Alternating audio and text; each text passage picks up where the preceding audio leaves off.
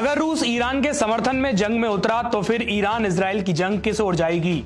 क्या अमेरिका की नीतियों का विरोध करने वाले देश कहीं जंग में ईरान के साथ तो नहीं चले जाएंगे? दरअसल ये सवाल इसलिए उठ रहे हैं क्योंकि मिडिल ईस्ट में इजराइल और ईरान के बीच चल रही जंग इसलिए हो रही है क्योंकि ईरान खुद को परमाणु संपन्न बनाना चाहता है और अमेरिका और इजराइल को इससे ऐतराज है। लेकिन क्या आपको पता है कि जिस परमाणु बम की वजह से इजराइल और ईरान लड़ रहे हैं उसका असली किंग ना तो अमेरिका है, ना भारत है और ना ही चीन। परमाणु बमों की सबसे ज्यादा ताकत है रूस के पास। लेकिन सवाल उठता है कि आखिर ईरान और इजराइल की जंग में रूस किसका साथ देगा? क्या अमेरिका को चुनौती देने के लिए रूस, चीन, ईरान के साथ खड़े हो जाएंगे? तो इसके लिए सबसे पहले कुछ विशेष बातें जान लीजिए। अगर सबसे ज्यादा परमाणु बम वाले देशों की बात की जाए तो अमेरिका के पास 5,177 परमाणु बम है, रूस के पास 5,459 परमाणु बम है, फ्रांस के पास 290, चीन के पास 600, भारत के पास 180, पाकिस्तान के पास 170, उत्तर कोरिया के पास 50 और इजराइल के पास 90 परमाणु बम हैं। लेकिन रूस ऐसे ही परमाणु शक्ति नहीं बन गया। इसके पीछे रूस की कहानी और एक बहुत बड़ी सोच है। दरअसल साल 1945 का वक्त था जब द्वितीय विश्व युद्ध का अंत हुआ, लेकिन इसके साथ ही दुनिया ने प्रवेश किया एक और भयानक दौर में। ये दौर था परमाणु हथियारों की नई दौड़। जापान के हिरोशिमा और नागासाकी पर अमेरिका द्वारा गिराए गए 2 परमाणु बमों ने न सिर्फ लाखों लोगों की जिंदगियों को खत्म किया, बल्कि वैश्विक शक्ति समीकरण को पूरी तरह बदल दिया। सोवियत संघ के नेता जोसेफ स्टालिन को एहसास हुआ कि अगर अमेरिका के पास ये विनाशकारी शक्ति है तो सोवियत संघ को भी परमाणु संपन्न बनना होगा। द्वितीय विश्व युद्ध के दौरान ही सोवियत संघ ने अमेरिका से मुकाबला करने के लिए अपना परमाणु हथियार कार्यक्रम शुरू किया। सोवियत खुफिया एजेंसियों ने अमेरिका के एटॉमिक बम प्रोजेक्ट की गुप्त जानकारियां हासिल की, जिसमें तकनीकी ब्लूप्रिंट भी शामिल था। 1949 में सोवियत संघ ने पहला परमाणु परीक्षण किया, जिसे RDS-1 या फर्स्ट लाइटनिंग के नाम से जाना जाता है।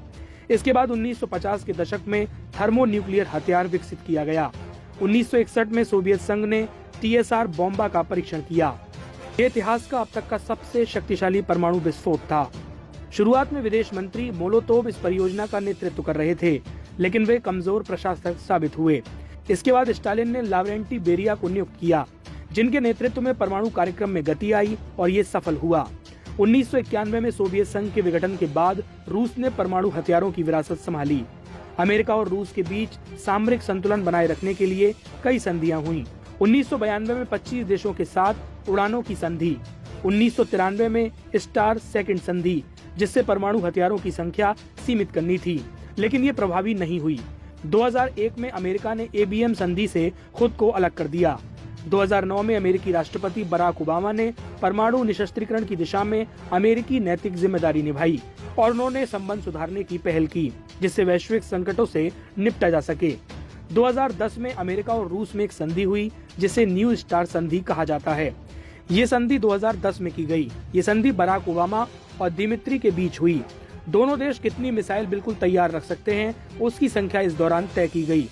रूस और अमेरिका के पास पूरी दुनिया के 90% परमाणु हथियार हैं। आपको बता दें कि संधि के हिसाब से रूस और अमेरिका अधिकतम 1550 परमाणु मिसाइल तैयार रख सकते हैं। 700 लंबी रेंज की मिसाइल और बमर्स कुल तैयार स्थिति में रख सकते हैं। दोनों देश एक दूसरे की न्यूक्लियर साइट पर एक साल में 18 दौरे भी कर सकते हैं। लेकिन आपको बता दें कि रूस ईरान का सबसे बड़ा सैन्य सहयोगी माना जाता है, लेकिन वो भी इस समय यूक्रेन से युद्ध में जुटा हुआ है। 2022 से चल रहे इस युद्ध में रूस की सैन्य और आर्थिक ताकत कमजोर हो चुकी है। रूस ने ईरान को S-300 और S-400 जैसे हवाई रक्षा प्रणालियां दी थी, लेकिन वह अब न तो अतिरिक्त हथियार भेज सकता है और न ही सैन्य सहायता। रूस की सेना को यूक्रेन ने भारी नुकसान पहुंचाया है। उसकी अर्थव्यवस्था पश्चिमी प्रतिबंधों से भी जूझ रही है। ऐसे में ईरान के लिए सैन्य समर्थन देना रूस के लिए काफी मुश्किल है। मार्च 2020 में कोविड-19 महामारी के चलते अमेरिका और रूस के बीच परमाणु हथियारों से जुड़ी साइट्स पर निरीक्षण दौरे पर रोक लग गई। इस निरीक्षण व्यवस्था को फिर से शुरू करने के लिए नवंबर 2023 में मिस्र में एक बैठक होनी थी, लेकिन अंतिम समय में रूस ने इस बैठक को टाल दिया। यानी कि रूस किसी भी हालत में अमेरिका के सामने दबने को तैयार नहीं है। अब यही वजह थी कि रूस ने परमाणु हथियार तब प्राप्त किए जब वो अमेरिका के दबदबे को कम करना चाहता था। ऐसे में अगर अमेरिका ईरान और इजराइल के युद्ध में इजराइल का साथ देकर दबाव बनाने की कोशिश करेगा तो हो सकता है कि रूस भी अपनी ताकत दिखाने के लिए ईरान का मौन समर्थन कर दे। वहीं तीसरे मोर्चे पर खड़ा चीन भी अमेरिका को झटका देने की कोशिश में लगा ही रहता है। क्या ये संभव नहीं कि अगर ये जंग आगे बढ़ी तो चीन भी ईरान के समर्थन में अपनी ताकत लगा देगा? हालांकि इस तरह की चर्चाएं सिर्फ विशेषज्ञों तक सीमित हैं। फिलहाल इनकी जमीनी हकीकत कुछ भी नजर नहीं आ रही है। नमस्कार, मैं हूं मानक गुप्ता। अगर आपको हमारा ये वीडियो पसंद आया हो तो इसे लाइक और शेयर जरूर करें और हाँ, हमें सब्सक्राइब और फॉलो करना ना भूलें ताकि आप देश और दुनिया की कोई खबर मिस ना करें।